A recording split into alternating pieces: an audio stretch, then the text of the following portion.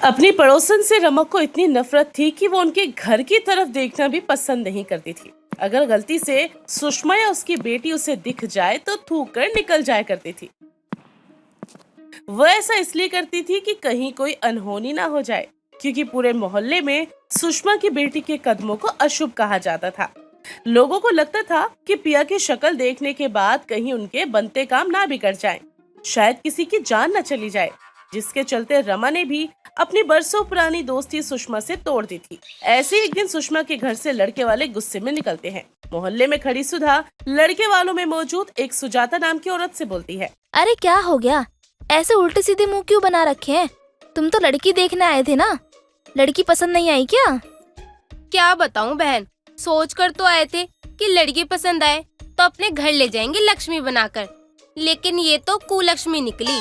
अच्छा हुआ कि समय से पहले हमने इसको पहचान लिया, वरना हमारे बच्चे की तो जिंदगी तबाह हो जाती।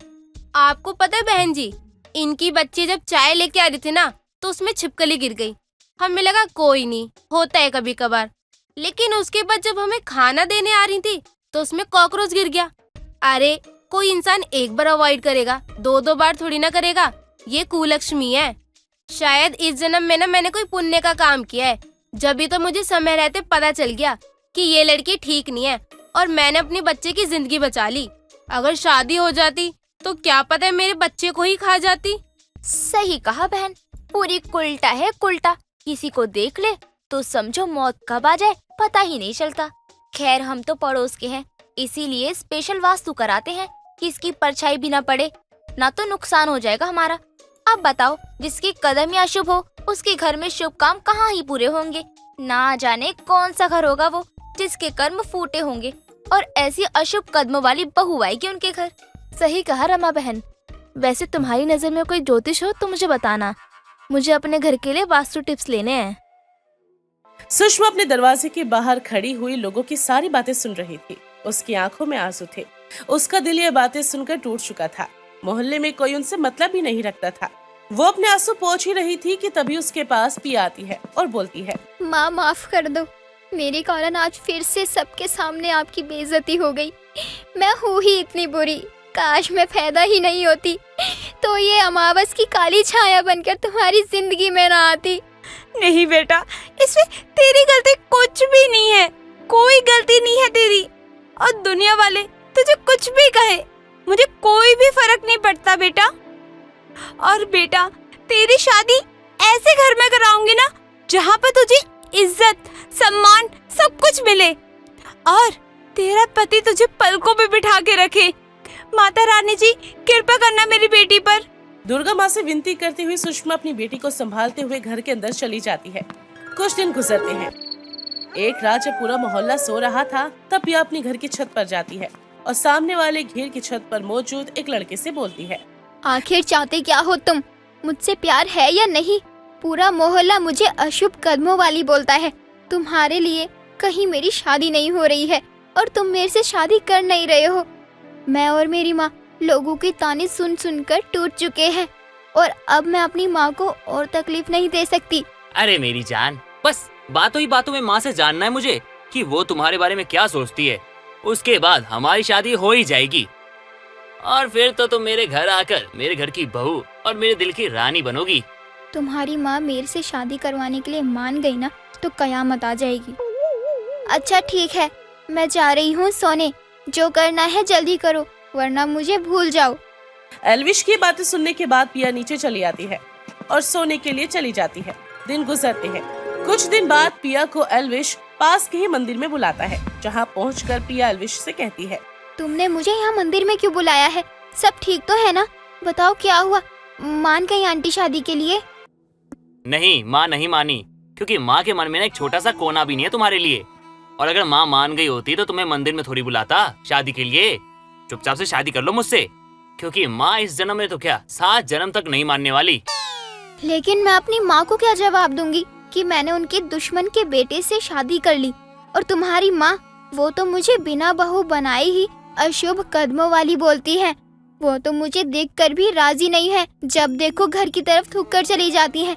शादी के बाद तो जीना हराम ही कर देंगी। अरे जो होगा देख लेंगे, अब कोई रास्ता नहीं है हमारे पास। देखो मैं तुम्हें छोड़ नहीं सकता और माँ मानने से रही तो शादी कर लेते हैं। और शादी होने के बाद कोई क्या ही बोलेगा, और बोलेगा भी तो क्या फर्क पड़ता है, शादी तो हो चुकी होगी। ऐसे ही कोई रास्ता जब नहीं निकल कर आए तो फाइनली एल्विश पिया को मनाकर मंदिर में शादी कर लेता है और दोनों पूरे मोहल्ले के सामने शादीशुदा जोड़े के जैसे आ रहे होते हैं। सारा मोहल्ला ये नजारा देखकर हैरान था। सुधा जब ये नजारा देखती है तो उसके पैरों तले से जमीन खिसक जाती है। वो भागकर रमा के पास जाती है और बोलती है, गजब हो गया। अरे तुम कहती थी ना कि सुषमा की बेटी की शादी जिससे होगी उसे कर्म फूट जाएंगे, सत्यानाश हो जाएगा। लो अब तुम्हारे सत्यानाश हो गया, क्योंकि अशुभ कदम तुम्हारे घर में पड़ने वाले हैं। तुम्हारे बेटे ने उसे शादी कर ली है, उसको साथ लेकर आ रहा है। अब तुम अपनी उल्टी गिनती गिनना शुरू कर दो और अपनी 13वीं की तैयारी पे लग जाओ, क्योंकि अब तो तुम गई। क्या? तेरा दिमाग तो ठीक है? क्या बाकी जा रही है? मैं ऐसा हरगिज नहीं होने दूंगी। रमा भागते हुए अपने दरवाजे पर आती है, जहाँ वो अपने बेटे एल्विश के गले में वरमाला डाले हुए पिया के साथ आते हुए देखती है। ये देखकर रमा बोलती है, ये क्या किया तूने नालायक? मेरी मर्जी के बिना शादी जैसा बड़ा फैसला ले लिया।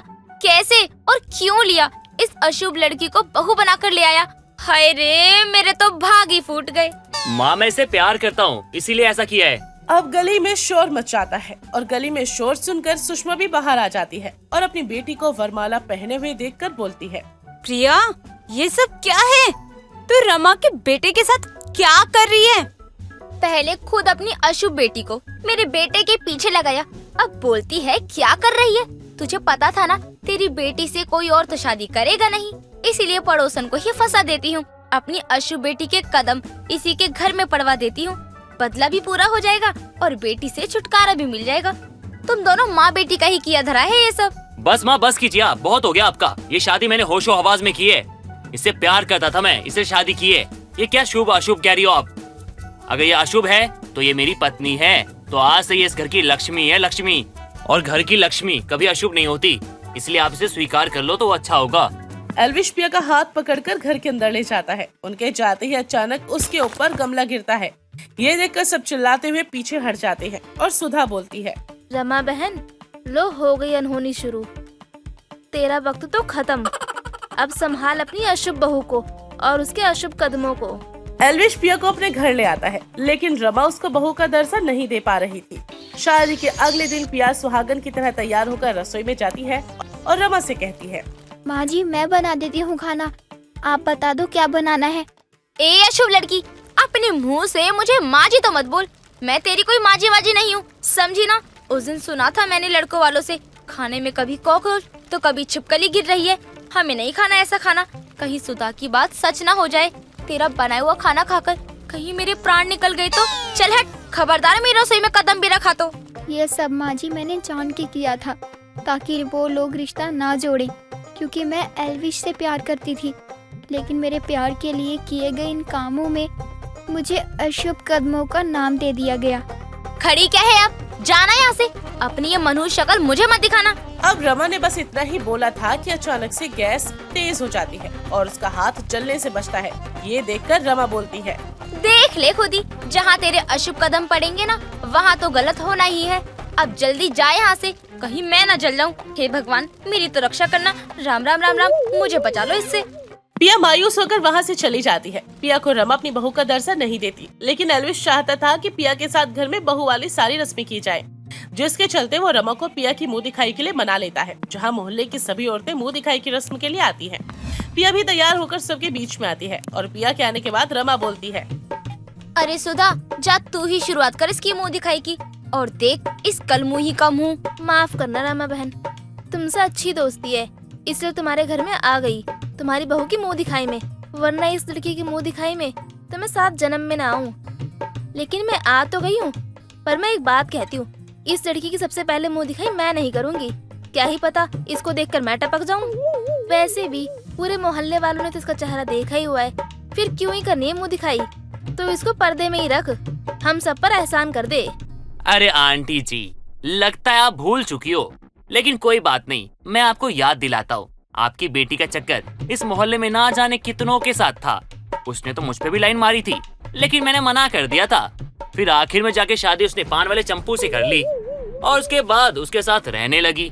और बाद में जब उसकी सास ने उसकी मुंह दिखाई करवाई तो पूरा मोहल्ला गया और उसका मुंह देखा, जबकि सब उसे जानते थे। उसके कांडों के बारे में हर किसी को पता था, लेकिन फिर भी वो बेचारी सास क्या करती, उसने मुंह दिखाई करवाई और आपकी बेटी को देखने सब गए। आप भी गई थी ना? जब आपकी ऐसी बेटी की मुंह दिखाई हो सकती है तो मेरी पत्नी की मुंह दिखाई में क्या दिक्कत है आपको? देख रही हो रमा बहन, कैसे जुबान खुल गई तुम्हारे बेटे की। बहू के आते ही रंग बदल गए। हाँ, तुम्हारे लिए कर देती हूँ मुंह दिखाई सबसे पहले। मेरा क्या है, मैंने तो पंडित से दिखवा रखा है, इस बला का असर मुझ पर तो नहीं होगा। तू तो अपना सोच, तुझे इसका चेहरा हर पहर देखना है। सबके इतना कहने पर सुधा मुंह दिखाई के लिए अपनी जगह से उठकर जाने लगती है। तभी अचानक उसका पैर मुड़ जाता है और वो वहीं पर गिर जाती है और जमीन पर गिरकर वो दर्द से कराहते हुए बोलती है, हाय राम, पैर टूट गया। अरे अच्छा खासा मना किया था कि मैं नहीं करूँगी शुरुआत, कर दिया ना मेरा बुरा हाल। इसकी तरफ ही बढ़ रही थी अभी तो, और इसने मेरे कदम ही तोड़वा दिए। अब तो ये भी साबित हो गया कि ये सही में अपशगुनी है। अरे सुधा, संभाल खुद को। और एल्विश, तू, तेरी इस अशुभ कदम वाली पत्नी को अब तो मैं कभी अपनी बहू ही नहीं मानूंगी। जहाँ इसके कदम पड़ते हैं वहाँ अशुभ चीजें होती ही होती हैं। पता नहीं कहाँ आग लगेगी और कहाँ सुनामी आएगी। माँ बस कीजिए आप, ये शुभ अशुभ कुछ नहीं होता। ये सब आंटी की चाल है। इन्होंने जानबूझ के ऐसा किया है ताकि इसका नाम खराब हो जाए और सब इसे अपशगुनी कहे। देखो तो ये लड़का कैसे बोल रहा है। अरे क्या अब तक जो हुआ सब कुछ मैंने करा है क्या? इसने अपने वश में कर लिया तेरे बेटे को। हाँ, जब मैं पिया से शादी करके आया था तो गमला आपने नहीं गिरवाया था, वो तो आपने अपने बेटे को इशारा करके गिरवाया था और ये मैंने अपनी आंखों से देखा है। अच्छा, इसके घर जो लड़के वाले आए थे, इनके खाने में भी चीजें सुधा ही मिलाकर गई थी। नहीं माँ जी, मैंने वो जानकर नहीं किया था। मैं एल्विस से प्यार करती थी, लेकिन मोहल्ले में ना जाने किस वजह से मेरे अशुभ होने की बातें फैल गई। फिर आपकी और माँ की दोस्ती भी खराब हो गई। तो ऐसे में मेरी माँ शादी करवाना चाहती थी, लेकिन मैं एल्विश के सिवा किसी और से शादी नहीं करना चाहती थी। इसलिए मैंने खुद ही अपने घर आने वाले रिश्ते को कुछ ना कुछ गड़बड़ करके सबके सामने मुझे अशुभ बनाया। उस समय मुझे फर्क नहीं पड़ा, लेकिन जब आप भी मुझे नापसंद करने लगी तब लगा कि ये अशुभ कदमों वाला टैग मुझे एल्विश से दूर कर देगा। इसलिए मैंने पिया से शादी की, वो भी मंदिर में जाकर। अब आप चाहो तो मुझे घर से निकाल दो, मुझे वो भी चलेगा। सारी बातें जानने के बाद अब रमा पिया की तरफ जाती है और उसको गले लगाती है और उससे कहती है, जो लड़की मेरे बेटे के लिए खुद को अशुभ कहलवाने से पीछे नहीं हटी, वो मेरे बेटे के लिए गलत हो ही नहीं सकती। पिया बहू, मुझे माफ करना कि मैंने तुझे पहले नहीं अपनाया, लेकिन अब मुझे मेरी एक अशुभ कदमों वाली बहू से कोई शिकायत नहीं है। अपनी माँ को पिया को अपनाते हुए देखकर एल्विश बहुत ही ज्यादा खुश हो जाता है और अब पिया मनहूस से घर की लक्ष्मी बन चुकी थी और परिवार में खुशी की लहर आ जाती है और ये विवाह शुभ विवाह में बदल जाता है। नीतू काफी उम्र की हो गई थी, लेकिन अब तक नीतू ने शादी नहीं की थी। ऐसे ही एक बार नीतू बाजार से सब्जी लेकर आ रही थी तो उसकी माँ शीला नीतू से कहती है, बेटा, जो हमारी पड़ोसन है ना कांता, उन्होंने आज ही मुझे तेरे लिए बहुत अच्छा रिश्ता बताया है। सच में लड़का तो बहुत अच्छा है और अच्छा कमाता भी है। तू कहे तो मैं बात आगे बढ़ा दूं? माँ, आपकी सुई हमेशा मेरी शादी पर ही आकर क्यों रुकती है? अरे, आपको कितनी बार कह चुकी हूँ मैं कि मुझे शादी नहीं करनी है, फिर आपको इतनी सी बात समझ क्यों नहीं आती? बेटा, तू समझ क्यों नहीं रही है? एक ना एक दिन हर लड़की को शादी करनी ही होती है और वैसे भी तेरी उम्र होती जा रही है। आज नहीं तो कल तुझे भी तो शादी करनी ही पड़ेगी ना। क्यों माँ? क्या मैं शादी नहीं करूँगी तो मेरा जीवन सफल नहीं होगा, या फिर शादी के बाद कुछ अलग हो जाएगी मेरी जिंदगी? अगर ऐसा कुछ होता है तो बताओ। बेटा, तू कब तक मायका संभालती रहेगी? अब तेरी उम्र मायका संभालने की नहीं, तेरी उम्र अब ससुराल संभालने की है। मैं तेरी माँ हूँ और मैं तेरी ही भलाई के लिए बोल रही हूँ। अब तुझे शादी कर लेनी चाहिए। ये तो अच्छी बात है कि तेरे लिए रिश्ते आ रहे हैं। ऐसे ही चलता रहेगा ना तो एक दिन रिश्ते भी नहीं आएंगे। माँ, आपको ही मुबारक हो आपकी ये घिसी पिटी सोच। मैं आपकी सोच पर जरा भी अमल नहीं करती और ना ही आपके दबाव में आकर मैं अपना फैसला बदल कर शादी के लिए हाँ कर दूंगी। नीतू अपनी माँ को साफ मना कर वहाँ से चली जाती है। फिर शीला खुद से बात करते हुए कहती, पता नहीं कब मैं अपनी बेटी को दुल्हन बनते देख पाऊंगी। इससे छोटी छोटी लड़कियों की शादी हो रही है और एक मेरी बेटी है जो पता नहीं क्यों शादी करने से मना करती रहती है। पता नहीं कब मैं इसके पिताजी का सपना पूरा कर पाऊंगी। शीला बस अपनी बेटी का घर बसते देखना चाहती थी, लेकिन नीतू ये बिल्कुल नहीं चाहती थी और वो हमेशा ही अपनी माँ की बात को अनसुना कर देती। ऐसे ही कई दिनों तक चलता है। कुछ दिनों बाद शीला जानबूझकर जमीन पर गिर जाती है और नीतू को आवाज लगाने लगती है। हाय मेरी कमर, कोई है क्या? अरे इस बुढ़िया की कोई मदद करो। नीतू कहाँ है बेटी? तेरी माँ स्वर्ग चली, आखिरी बार मिलने आ जा नीतू। माँ कैसे गिर गई? आपको ध्यान रखना चाहिए अपना। सब कुछ तो हम दोनों माँ बेटी मिलकर ही कर रही है ना। अब यही कोई लड़का होता, तेरा पिता होता, तो आधे काम तो वो खुद ही संभाल लेता, लेकिन अब ऐसा तो कुछ भी नहीं है, इसलिए सब कुछ खुद ही करना पड़ता है। माँ मुझे ऐसा क्यों लग रहा है कि आपने गिरने का नाटक किया? आप गिरी नहीं थी। अरे तू पागल है क्या? यहाँ तेरी माँ गिर गई और तुझे ये नाटक लग रहा है? मतलब अब तेरी माँ की कोई कदर भी नहीं है। इससे अच्छा तो मेरा दामाद होता, कम से कम वो मेरी परवाह तो करता। अब तो पक्का ये आपका नाटक ही है। माँ आपको समझ क्यों नहीं आता? आप ये सब नाटक करेंगी तो भी मेरा मन नहीं बदलने वाला है। मैं तब भी शादी नहीं करूँगी। आप ये सब मत कीजिए ना। बेटी तू क्यों नहीं समझ रही है? अभी तो तूने खुद ही देखा ना कि मैं गिर गई थी, तो तू बस आई। यही अगर तेरा पति होता ना तो वो मुझे उठाता और हॉस्पिटल तक लेकर जाता। अपने लिए ना सही, कम से कम मेरे लिए सोच ले। और अब तो आसपास के लोग भी बोलने लग गए हैं मुझे। माँ आस पड़ोस के लोगों का सबसे मनपसंद काम ही है बोलना। जब तक वो किसी के बारे में कुछ बोलेंगे नहीं ना, तब तक उन्हें चैन नहीं पड़ेगा। और रही बात आपकी देखभाल की, तो आपने ये क्यों नहीं सोचा कि शादी के बाद तो मैं इस घर को छोड़कर ही चली जाऊंगी? फिर कौन करेगा आपकी देखभाल? अगर तुझे ये चिंता सता रही है और तू इस वजह से शादी के लिए मना कर रही है, तो कोई टेंशन वाली बात नहीं है। बहुत से लड़कों को घर जमाई बनने में कोई परेशानी नहीं होती। मैं कोई ऐसा लड़का देखूं तेरे लिए, तब तो तुझे भी अच्छा लगना चाहिए ना कि माँ के पास भी हूँ और पति के पास भी। नहीं, ऐसा बिल्कुल भी नहीं है। मुझे पता नहीं क्यों शादी ही नहीं करनी। और माँ आपके लिए यही अच्छा होगा कि इस बात को आप जितनी जल्दी समझ जाए उतना ही कम दुख होगा, वरना रोज कुछ न कुछ करती रहोगी आप ऐसे ही। बेटी बता तो सही, आखिर शादी करने में क्या दिक्कत है? क्या तेरा मन नहीं करता कि तू भी बाकियों की तरह अपना ससुराल संभाले, सास ससुर का आशीर्वाद ले, घर में देवर नंद हो? ये सब तुझे अच्छा नहीं लगता है क्या? माँ अच्छा तो महल भी लगता है ना, तो इसका मतलब ये थोड़ी ना है कि मैं ताजमहल को ही अपना घर बना लूं और वहीं रहने लग जाऊं। नहीं माँ, ऐसा कभी नहीं होता। बस आपको थोड़ा समझने की जरूरत है। शीला कितनी भी कोशिश कर ले, लेकिन नीतू अपनी बात से टस से बस नहीं होती। ये देखकर शीला को बहुत बुरा लगता है। एक बार नीतू बाजार से वापस घर आ रही थी, तभी उसके सामने रोहित नाम का लड़का आकर अपनी बाइक रोक कर कहता है, हाय कितनी सुंदर लग रही हो आप। आज से पहले ये खूबसूरती मैंने कहीं देखी नहीं। ये क्या बात कर रहे हो आप? तमीज है बात करने की? हाय क्या करे, आपसे पहले खूबसूरत लड़की आज से पहले मैंने देखी नहीं। अब देखी तो तारीफ किए बिना रह नहीं पाया। वाकई आप तो बहुत ही सुंदर हो। ये मत समझना कि मैं बाकी लड़कों की तरह आपको पटाने के लिए कह रहा हूँ, लेकिन जो सच है वो मैंने बोला आपसे कि आप खूबसूरत हो। आज से पहले कभी किसी ने मेरी इतनी तारीफ नहीं की जितनी इस अनजाने लड़के ने की। अब तक हमेशा ही मुझे दबाया गया है, लेकिन आज सच में कुछ अलग ही लगा इस लड़के से बात करके। क्या हो गया मैडम जी, आपको देखकर तो मैं खो चुका था और आप यहाँ चुप बैठी हो। अरे कुछ तो बोलो। अरे थप्पड़ मारना है, मारो। अरे मारो। अरे बुरा नहीं मानूंगा मैं, मारो यार। रोहित की बातें नीतू को काफी अच्छी लगती है, लेकिन वो कुछ नहीं बोलती और वहाँ से चली जाती। लेकिन इत्तेफाक से अब नीतू की कई बार रोहित से मुलाकात होने लगी थी। नीतू को अब रोहित से बात करना अच्छा लगने लगा था, इसीलिए वो अक्सर अब उससे मिलने जाती। ऐसे ही कई दिन निकल जाते।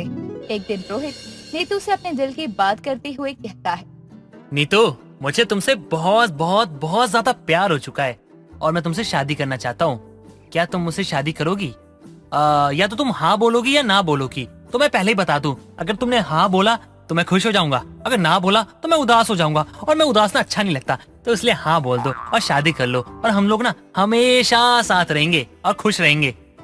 रोहित, अब तक मैं हमेशा ही प्यार, शादी, इन सब चीजों से भागती रही, लेकिन जब से तुम मेरी जिंदगी में आए हो ना, तब से हर चीज को लेकर मेरा एक अलग ही नजरिया हो गया है। मैं प्यार करने लगी हूँ, और हाँ, शादी भी करना चाहती हूँ तुमसे। नीतू नीतू नीतू, तुम्हें पता है तुमने मुझे कितनी बड़ी खुशी दी है। अरे मैं तो तुम्हें कभी खुद से दूर ना करूं, मैं तो हमेशा तुम्हें अपने दिल से लगा के रखूंगा। वो दोनों अपने प्यार का इजहार कर लेते हैं, जिसके बाद नीतू रोहित को लेकर अपने घर आती है और अपनी माँ से मिलवाने लगती है। माँ, आप बोलती थी ना कि मैं शादी कर लूं, आपको दामाद चाहिए, मेरी शादी देखनी है, मुझे अब अपना ससुराल संभालना चाहिए, तो इनसे मिलिए, ये है रोहित, जिससे मैं शादी करने वाली हूँ। आखिरकार तूने अपने लिए लड़का पसंद ही कर लिया। मैं तो बहुत ज्यादा खुश हूँ तेरे इस फैसले से। अब तू मायका छोड़ ससुराल संभालियो। आखिरकार शीला का सपना पूरा हो जाता है और उसकी बेटी की शादी हो जाती है, जिसका सपना वो इतने सालों से देखती हुई आई थी, और वो उसे खुशी खुशी अपने घर से उसकी नई जिंदगी में यानी ससुराल के लिए विदा कर देती है। जिसके बाद नीतू भी अपने ससुराल को संभालने लगती है और एक सुखी और खुशहाल जीवन अपने पति के साथ बिताती है। लेकिन नीतू को अपनी माँ से इतना लगाव था कि वो बार बार शीला से मिलने आया करती,